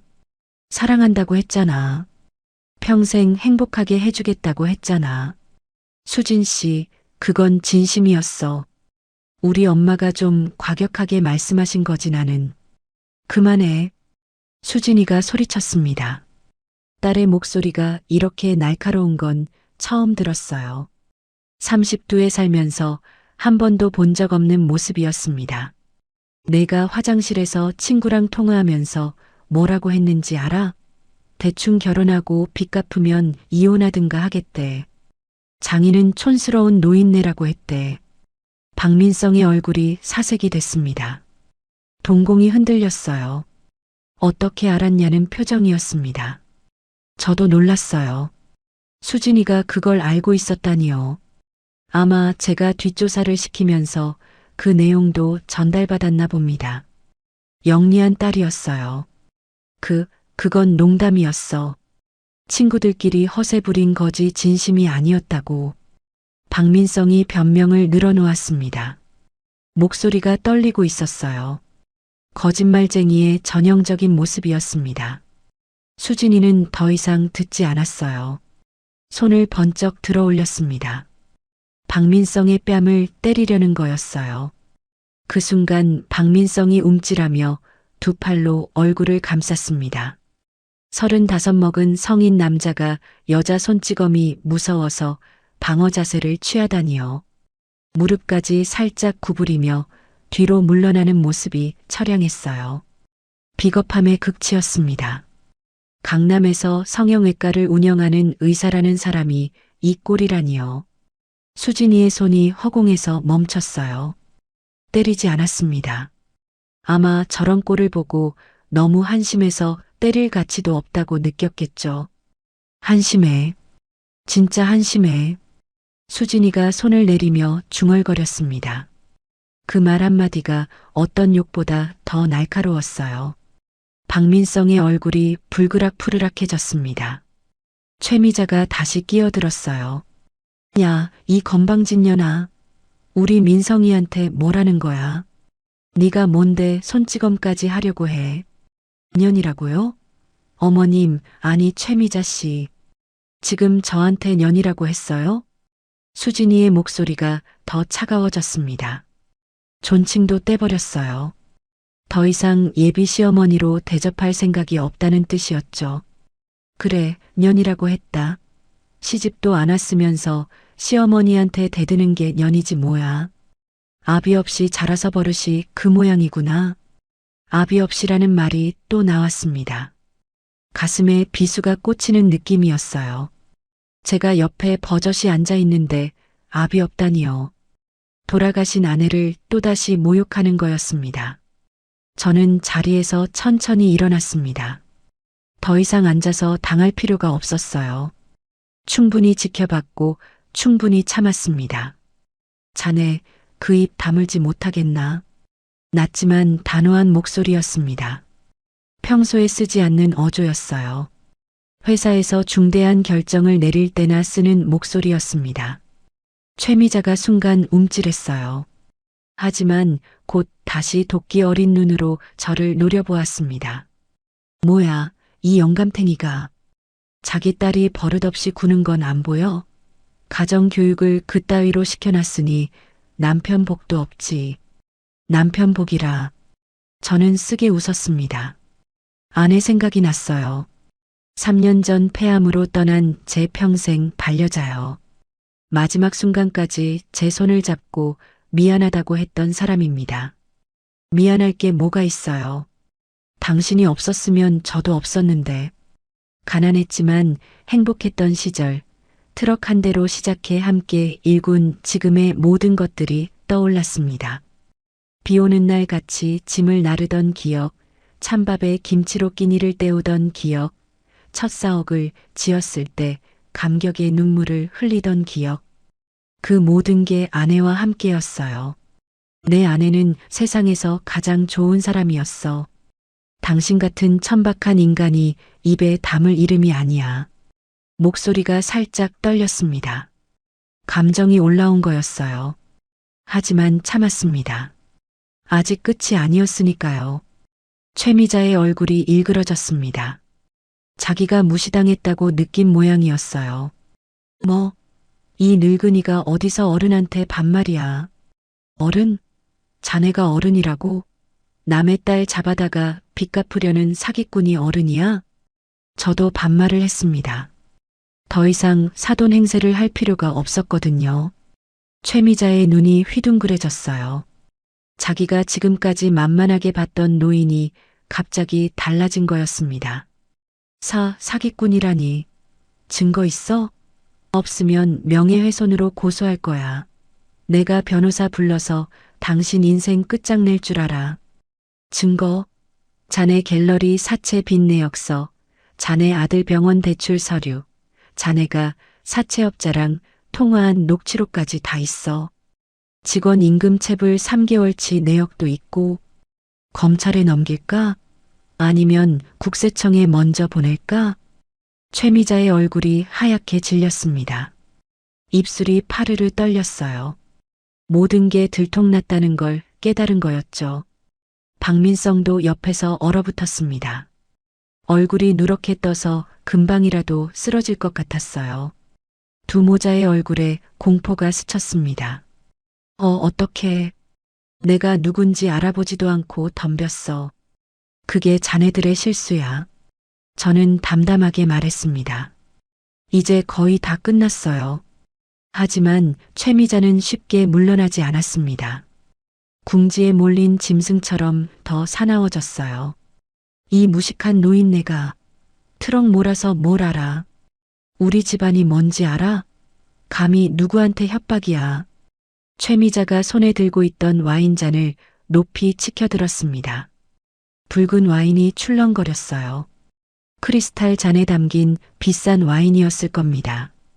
저는 피하지 않았습니다. 피할 생각도 없었어요. 오히려 눈을 부릅뜨고 최미자를 바라보았습니다. 이것 먹어. 이 무식한 영감탱이. 최미자가 와인을 제 얼굴에 끼얹었습니다. 차가운 액체가 이마를 때리고 얼굴 전체로 흘러내렸어요. 눈으로, 코로, 입으로 와인이 스며들었습니다. 눈이 따가웠어요. 하지만 눈을 감지 않았습니다. 비릿하면서도 떫은 맛이 혀끝에 닿았어요. 붉은 와인이 낡은 회색 점퍼를 적시며 가슴팍까지 흘러내렸습니다. 아내가 30년 전 남대문 시장에서 사준 그 점퍼가 순식간에 붉게 물들었어요. 마치 피를 뒤집어 쓴 것처럼 보였을 겁니다. 수진이가 비명을 질렀습니다. 아빠. 딸이 달려와서 제 얼굴을 닦아주려고 했어요. 하지만 저는 손을 저어 말렸습니다. 수진이가 테이블 위에 물병을 집어들었어요. 최미자에게 던지려는 거였습니다. 눈에 불이 켜져 있었어요. 평소에 차분한 딸이 아니었습니다. 저는 손을 들어 제지했어요. 수진아, 괜찮다. 나도. 아빠가 알아서 할게. 목소리가 차분했습니다. 오히려 속이 후련했어요. 이제 더 이상 참을 필요가 없었거든요. 최미자가 스스로 선을 넘었습니다. 돌이킬 수 없는 선을요. 얼굴에서 와인이 뚝뚝 떨어졌습니다. 저는 젖은 얼굴을 닦지 않았어요. 그 상태로 최미자를 똑바로 바라보았습니다. 눈빛이 차가워졌을 겁니다. 40년 넘게 사업을 하며 수많은 협상과 대결에서 닦아온 눈빛이요. 수천억 원이 오가는 계약 테이블에서도 상대를 굴복시켰던 그 눈빛이었습니다. 최미자가 순간 움찔했어요. 무의식적으로 뒤로 한 발짝 물러났습니다. 방금까지의 기세는 온데간데 없었어요. 품속에 손을 넣었습니다. 안주머니에서 오래된 물건이 손에 잡혔어요. 10년도 더 된 이 집 피처폰이었습니다. 도청이 불가능한 비화기요. 겉은 낡고 볼품없어 보이지만 이 전화기 하나로 수천억 원이 오가는 지시가 내려갑니다. 이 순간을 위해 준비해 둔 거였죠. 피처폰을 꺼내 단축키 하나를 눌렀습니다. 신호음이 2번 울리고 상대방이 받았어요. 김전무 나야. 지금 즉시 실행해. 짧게 지시를 내리고 전화를 끊었습니다. 최미자와 박민성이 어리둥절한 표정으로 저를 쳐다보았어요. 와인을 뒤집어 쓴 노인이 갑자기 전화를 걸어 뭔가를 실행하라고 하니 당황스러웠겠죠. 뭘 실행하라는 거야? 뭔 짓이야? 최미자의 목소리가 떨렸습니다. 자신감이 사라지고 불안감이 스며드는 음성이었어요. 저는 대답 대신 다시 전화기를 들었습니다. 다른 번호를 눌렀어요. 박지배인 나야. 3번 룸으로 와. 보안팀 데리고. 즉시. 전화를 끊자 1분도 지나지 않아 룸문이 벌컥 열렸습니다. 검은 정장을 입은 남자들이 줄줄이 들어왔어요. 보안팀이었습니다. 그리고 맨 앞에 선 사람이 와인을 뒤집어 쓴 저를 보자마자 얼굴이 사색이 됐습니다. 호텔 총지배인이었어요. 호텔 총지배인이 룸 안으로 들어서자마자 저를 발견했습니다. 와인을 뒤집어 쓴 제 모습을 보더니 얼굴이 하얗게 질렸어요. 눈이 휘둥그레지고 입이 벌어졌습니다. 다리가 풀린 듯 휘청거리더니 허둥지둥 달려왔어요. 그 뒤로 검은 정장을 입은 보안팀원 4명이 따라 들어왔습니다. 회장님, 이게 대체 무슨 일이십니까? 괜찮으십니까? 누가 이런 짓을... 총지배인이 허리를 90도로 꺾으며 소리쳤습니다. 목소리가 떨리고 있었어요. 주머니에서 최고급 실크 손수건을 꺼내 제 얼굴을 닦아주려고 했어요. 손이 바들바들 떨렸습니다. 보안팀원들도 일제히 허리를 숙였습니다. 긴장한 표정들이었어요. 회장님이라는 단어가 룸 안에 울려 퍼졌습니다. 최미자와 박민성의 얼굴이 순간 얼어붙었어요. 방금 뭐라고 했지 하는 표정이었습니다. 최미자의 입이 벌어졌다 닫혔다를 반복했어요. 말이 나오지 않는 모양이었습니다. 회장님이라고요? 뭔 소리야? 이 사람 트럭 몬다면서. 최미자의 목소리가 갈라졌습니다. 믿을 수 없다는 표정이었어요. 박민성도 멍하니 서 있었습니다. 얼굴이 누렇게 떠서 혼이 빠진 사람 같았어요. 저는 와인이 묻은 얼굴로 싸늘하게 웃었습니다. 입꼬리를 살짝 올렸어요. 그래, 트럭 몰지. 전국에 1,500대쯤 굴리나. 이 호텔도 내 트럭으로 실어 나른 돈으로 샀고 저 바닥도 내 트럭이 다졌어. 자네가 밟고 있는 이 땅 전부가 내 거야. 대강로지스라고 들어봤나? 그 회사가 내 회사야. 대강로지스라는 이름에 최미자의 눈이 더 커졌습니다. 누구나 아는 이름이었으니까요. 뉴스에서도 자주 나오고 증시에서도 우량주로 꼽히는 회사였어요. 최미자의 무릎이 풀리는 게 보였습니다. 휘청거리더니 테이블을 붙잡았어요. 얼굴이 사색이 됐습니다. 방금까지 트럭 운전사라고 무시하던 사람이 이 호텔의 주인이었다는 사실을 깨달은 거였죠. 입술이 파르르 떨렸습니다. 네, 대강그룹 회장님이. 설마. 박민성이 중얼거렸습니다. 목소리가 떨리고 있었어요. 대강그룹이라는 이름을 모를 리 없었을 겁니다. 국내 최대 물류기업이니까요. 물류뿐 아니라 호텔, 유통, 건설까지 손대지 않은 분야가 없었어요. 연 매출 수조 원에 달하는 대기업의 회장이 바로 저였습니다. 그때 최미자의 핸드폰이 울렸습니다. 벨소리가 요란하게 울리는데도 받지 못하고 멍하니 서 있었어요. 저는 턱짓으로 받으라고 했습니다. 받아봐. 좋은 소식일 거야. 최미자가 떨리는 손으로 전화를 받았습니다. 스피커폰으로 들리는 건 아니었지만 상대방의 다급한 목소리가 새어나왔어요. 관장님, 큰일 났어요. 덩치 큰 남자들이 갤러리에 들이닥쳤어요. 문을 잠그고 그림 다 떼어가고 있어요. 채권자들이 차용증 들고 와서 압류한다고 해요. 최미자의 얼굴이 일그러졌습니다. 전화기를 쥔 손이 부들부들 떨렸어요. 뭐라고? 지금 뭐라고 했어? 사채업자들이에요. 원금 즉시 상환하라면서 그림이고 뭐고 다 가져가고 있어요. 어떡해요, 관장님? 전화가 끊어졌습니다. 최미자가 허탈하게 핸드폰을 떨어뜨렸어요. 바닥에 떨어진 핸드폰이 탁 소리를 냈습니다. 그녀의 다리가 후들거리기 시작했어요. 저는 담담하게 말했습니다. 자네 사채 빚담보로 잡혀있던 채권을 우리 쪽에서 매입했어. 원금 즉시 상환 조건으로. 자네 갤러리 재산 전부 합쳐도 빚 갚기엔 턱없이 부족하겠지만 일단 압류는 진행될 거야. 최미자의 눈이 풀렸습니다. 절망에 빠진 표정이었어요. 평생 허세로 쌓아 올린 모든 것이 순식간에 무너지는 걸 느끼는 거겠죠. 그때 박민성의 핸드폰도 울렸습니다. 그가 떨리는 손으로 전화를 받았어요. 여보세요? 전화기 너머로 중후한 남자 목소리가 들렸습니다. 대학병원 이사장의 목소리였어요. 제 30년 지기 친구이기도 했죠. 박 선생, 나 이사장이야. 자네 오늘부로 병원 그만둬. 자네가 건드린 분이 우리 병원 의료기기 물류 전체를 담당하는 분이야. 내일부터 출근하지 마. 전화가 끊어졌습니다.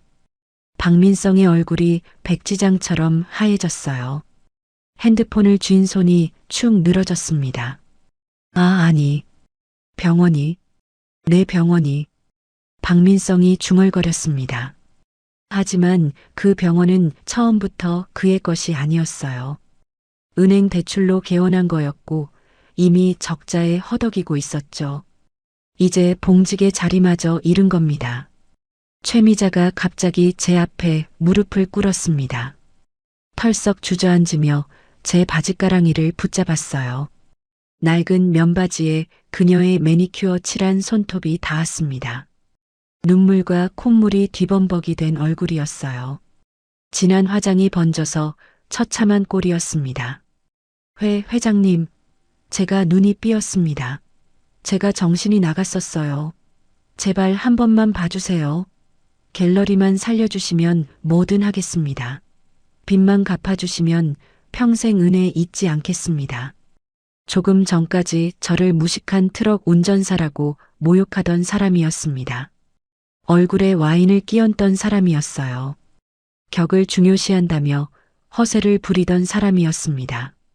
그런 사람이 바닥에 엎드려 빌고 있었어요. 추악한 광경이었습니다. 하지만 동정심은 조금도 들지 않았어요. 자네가 내 딸한테 뭐라고 했는지 기억나? 아비 없는 자식이라고 했지. 내 죽은 아내를 모욕했어. 그리고 내 딸을 빚 갚는 도구로 쓰려고 했고, 저는 차갑게 말했습니다. 최미자가 고개를 들어 저를 올려다보았어요. 눈에 눈물이 그렁그렁했지만 그게 진심인지는 알 수 없었습니다. 그건 제가 잠깐 미쳤었어요.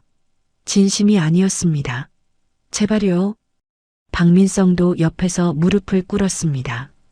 어머니 옆에 나란히 앉아 고개를 조아렸어요. 장인어른, 아니 회장님, 저도 정신이 나갔었습니다. 수진 씨를 진심으로 사랑합니다. 한 번만 기회를 주시면. 수진이가 차갑게 웃었습니다.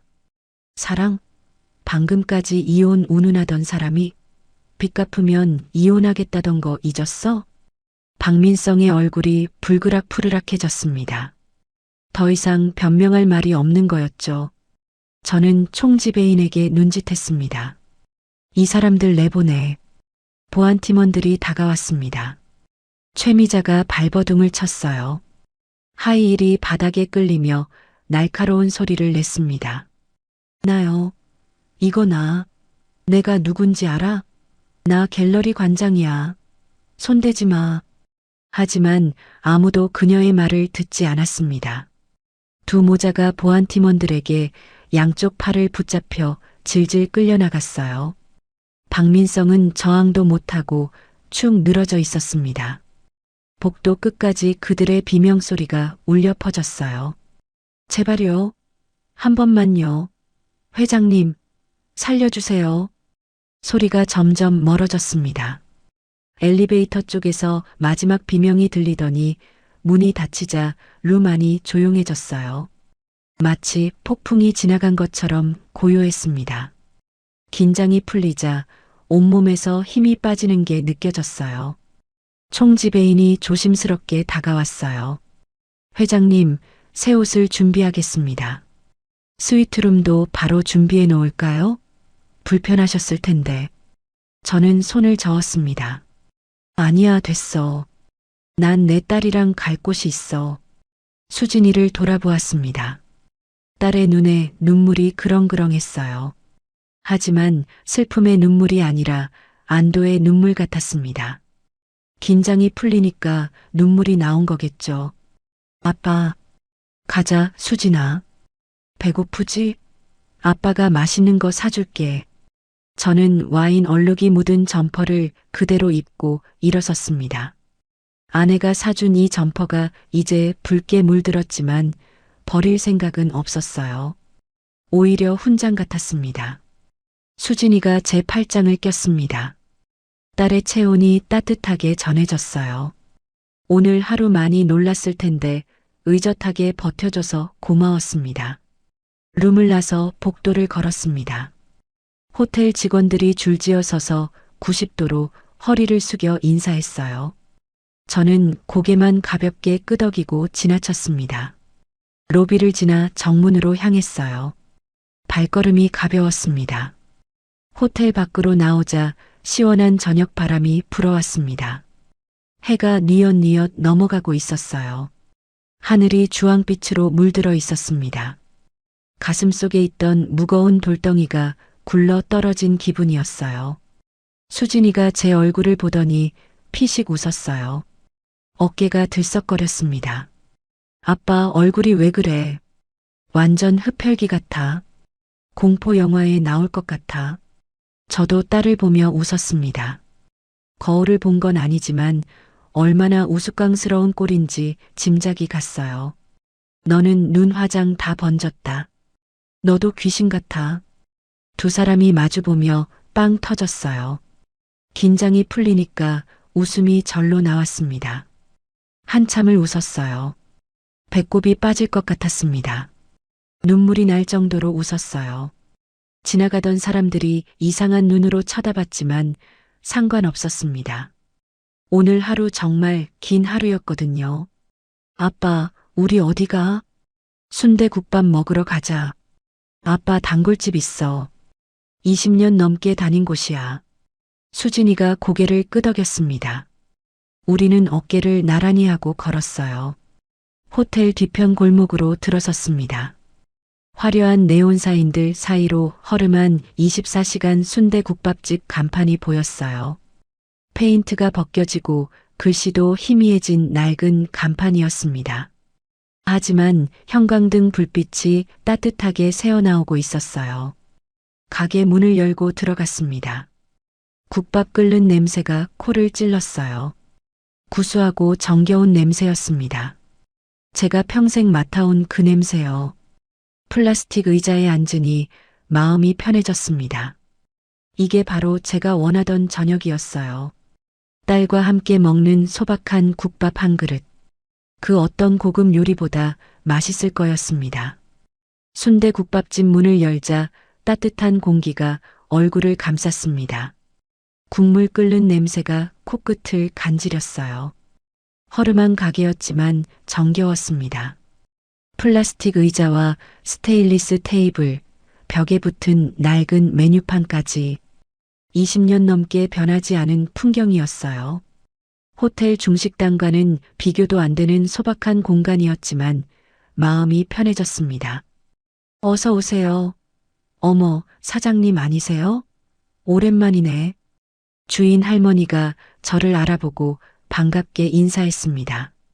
칠순이 넘은 할머니였어요.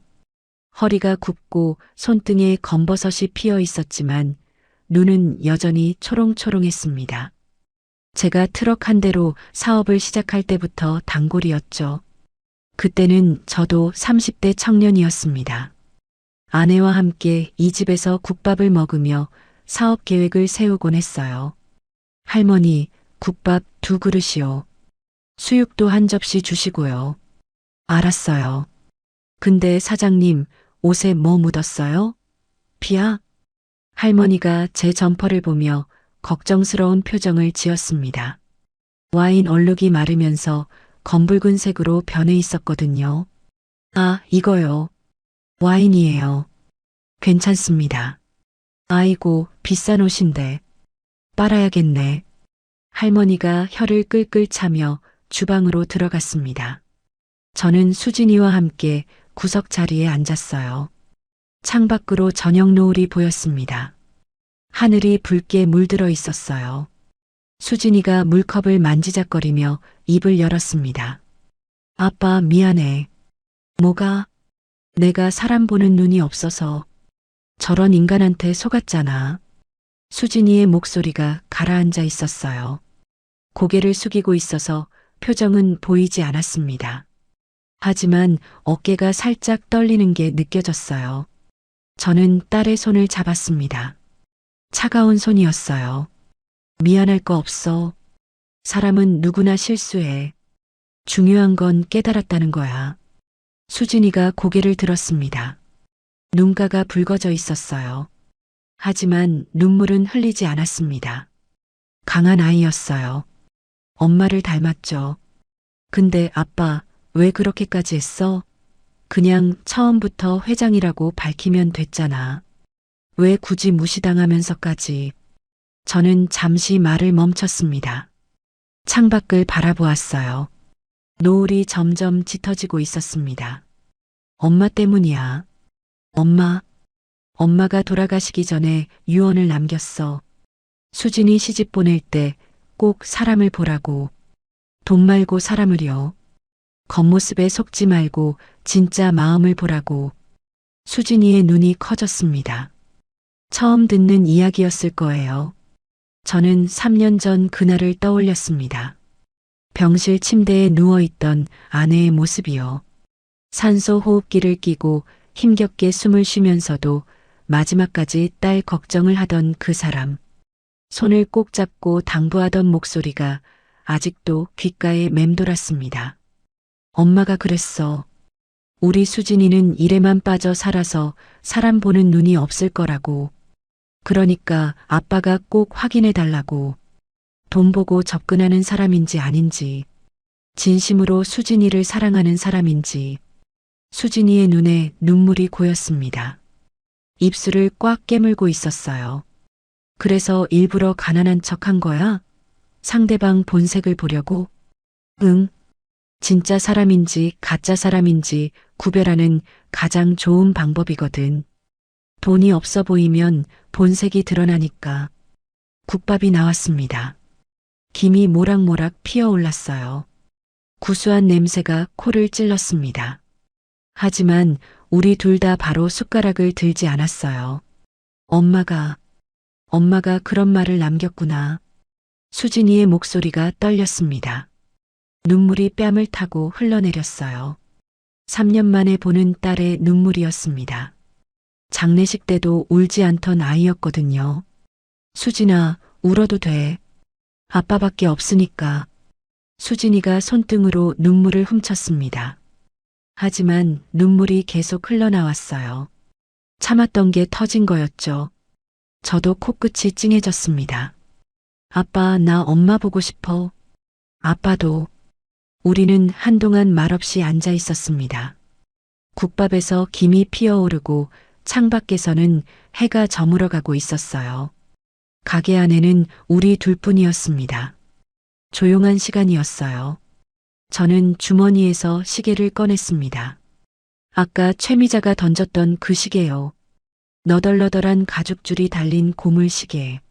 하지만 제게는 세상에서 가장 소중한 물건이었습니다. 유리면에 손때가 묻어 있었어요.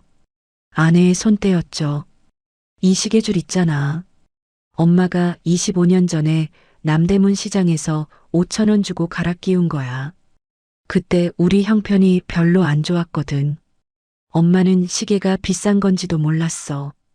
그냥 줄이 끊어졌으니까 싼 걸로 바꾼 거지.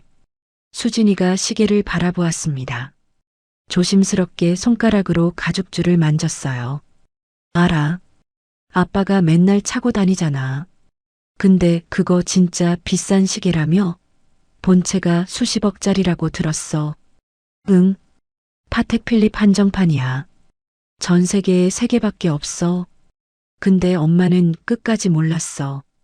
그냥 줄이 끊어졌길래 시장에서 싼 걸로 갈아 끼운 거지. 그게 엄마였어. 수진이가 피식 웃었습니다. 눈물이 마르지 않은 얼굴로 웃는 모습이 아내와 똑같았어요. 눈웃음 짓는 모습, 입꼬리가 올라가는 각도까지. 아내가 살아 돌아온 것 같았습니다. 엄마 진짜 엄마답다.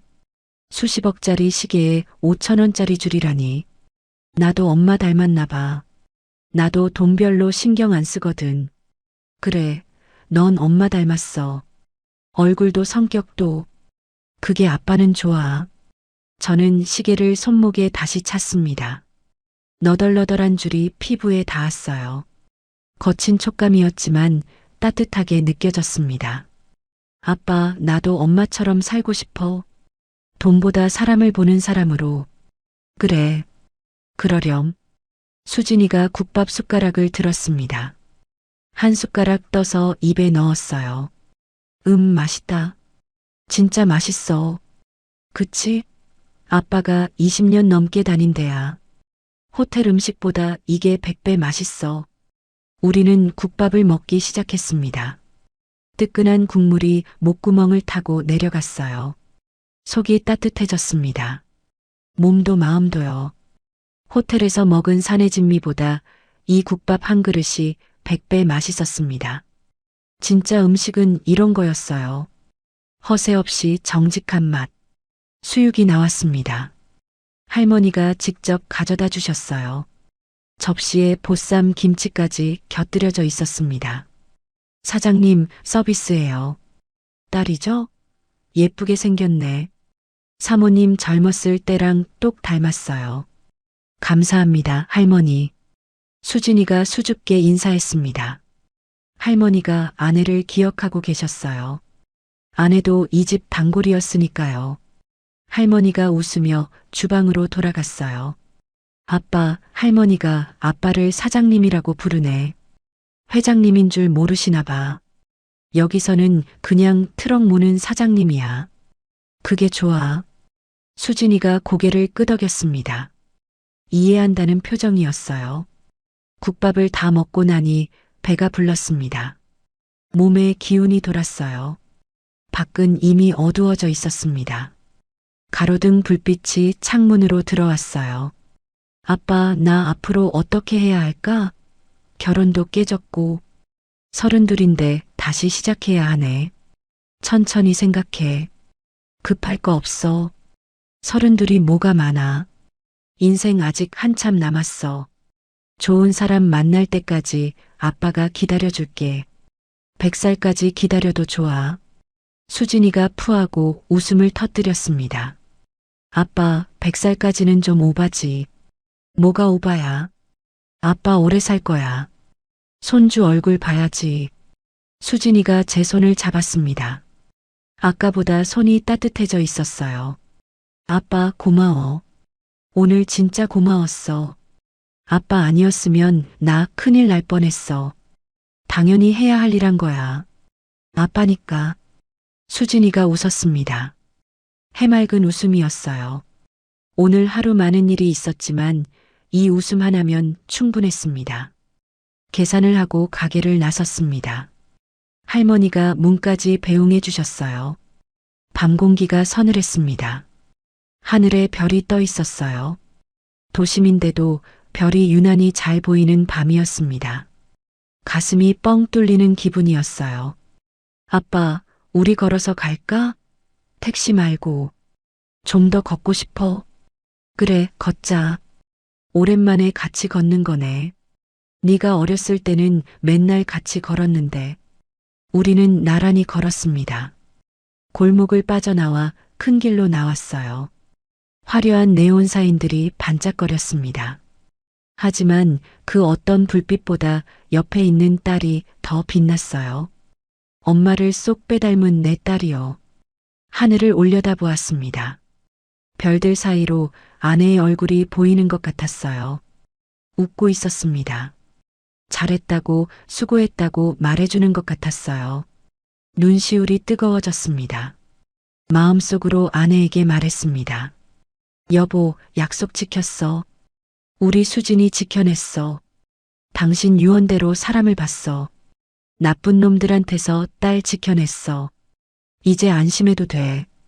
당신이 보고 싶어? 수진이가 제 팔짱을 꼈습니다. 딸의 체온이 따뜻하게 전해졌어요. 아빠, 내일 엄마 산소 가자. 오랜만에 인사드리게. 오늘 있었던 일도 말씀드리고. 그래, 가자. 엄마도 보고 싶어 하실 거야. 우리 수진이 잘 컸다고 자랑해야지. 우리는 밤거리를 천천히 걸었습니다.